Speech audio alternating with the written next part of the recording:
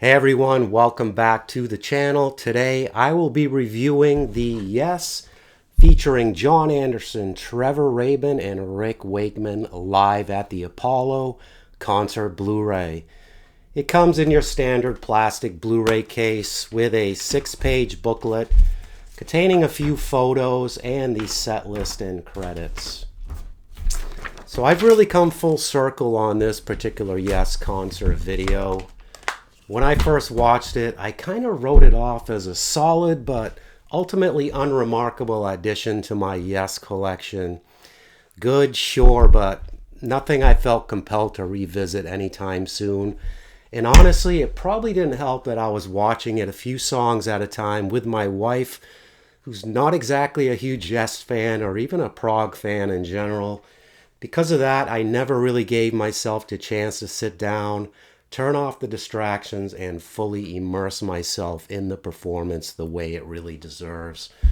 On top of that, the obvious fake crowd noise sprinkled throughout the film was a really distracting turnoff for me as well. But everything changed a few months ago after picking up a new 83-inch 4K TV.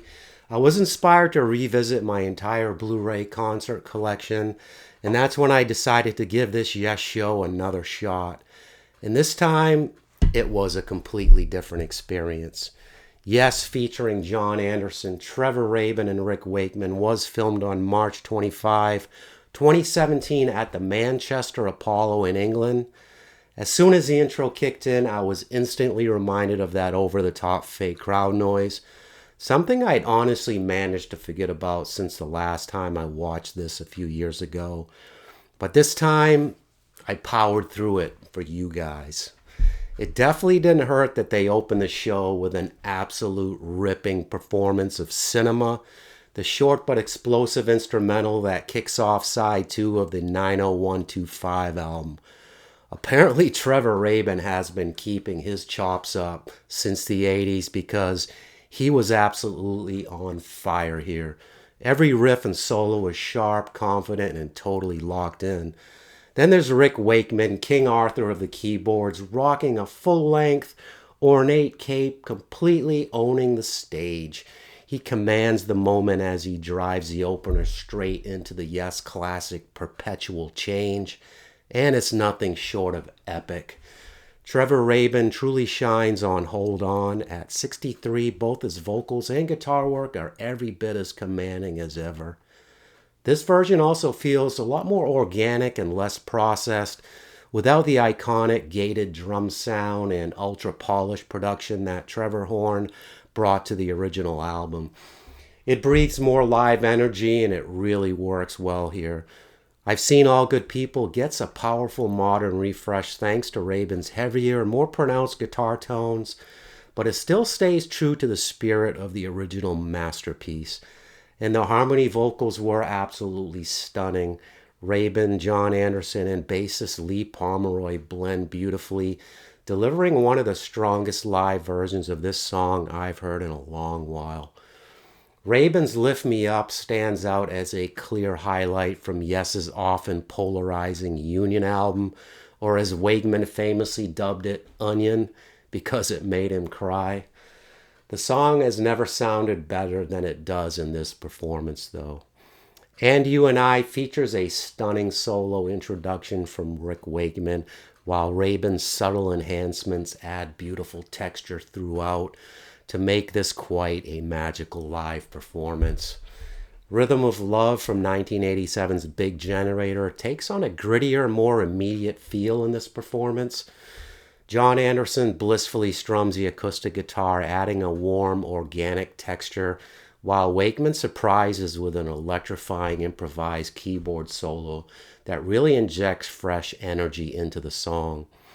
As strong as the show had already been, Heart of the Sunrise just elevates everything to another level entirely. Echoing the brilliance Chris Squire and Steve Howe brought to the original, Rabin and Pomeroy deliver a stunning display of guitar and bass interplay, showcasing masterful dynamics and tone that left me shaking my head in awe. Pomeroy even steps to the front of the stage for an extended bass solo commanding the spotlight with absolute confidence, and it was nothing short of incredible. For me, the song Changes has always been the true masterpiece of the 90125 Rabin era, and this explosive performance only reinforced that belief. The band delivered it with such precision and intensity that it reminded me exactly why I've always considered an easy top 20 Yes track. I really wish Trevor Rabin had put together a good prog rock band after his tenure in Yes had come to an end. It's not too late. At the very least, this particular lineup had more than enough chemistry and creativity to justify recording an album of new material together as well. Long Distance Runaround kicks off with a light, funky pop vibe, layering subtle modern textures that refresh the classic without losing its spirit.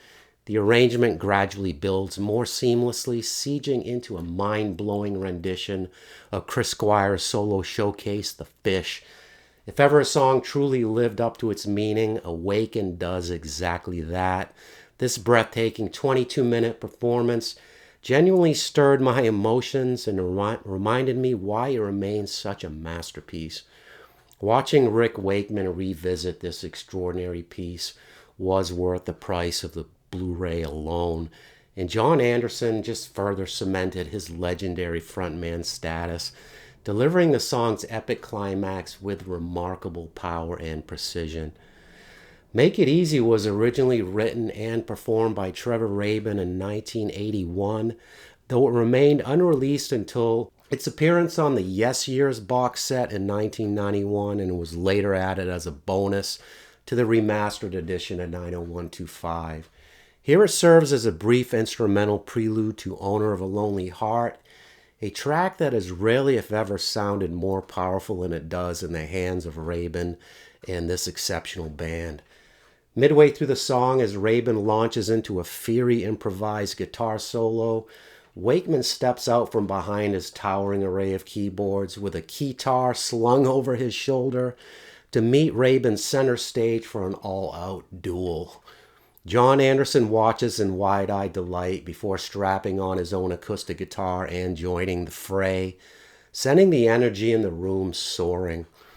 With the entire audience now on its feet, Wakeman and Rabin take their electrifying jam off the stage and into the crowd, strolling all the way to the back of the theater before triumphantly returning for the song's epic finale.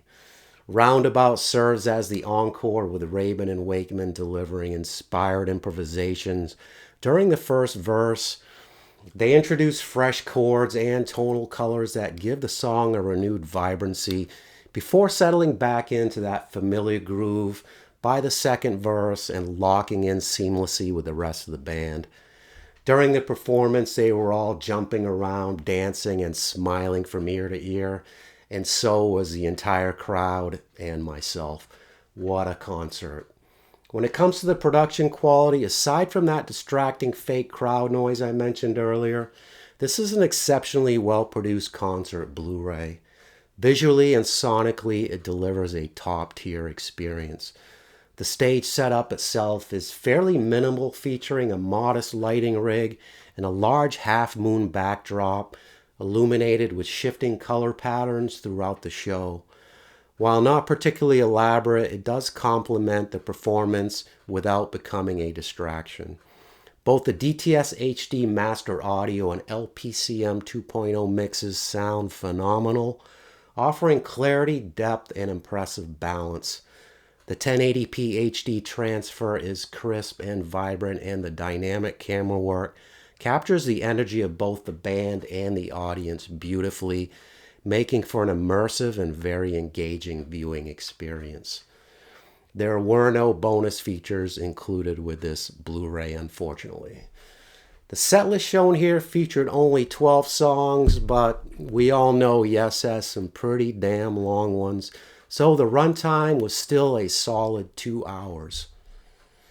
So as for my ratings of this concert Blu-ray, my overall production rating is a 9 out of 10. And my overall performance rating is a 10 out of 10. So Jon Anderson, Trevor Rabin, and Rick Wakeman succeed in breathing fresh life into these Yes classics by adding grit, expanding improvisation, richer live textures, and dynamic interplay, yet always honoring the intricate arrangements, soaring harmonies, and emotional depth that defined the originals. The performances feel more organic and energized, not overproduced, proving that these songs are living works capable of evolving while still sounding unmistakably like Yes. All right, that's it for me today. Let me know your thoughts on Yes featuring Jon Anderson, Trevor Rabin, and Rick Wakeman live at the Apollo in the comments. And please don't forget to like and subscribe for more. Thanks, and catch you next time.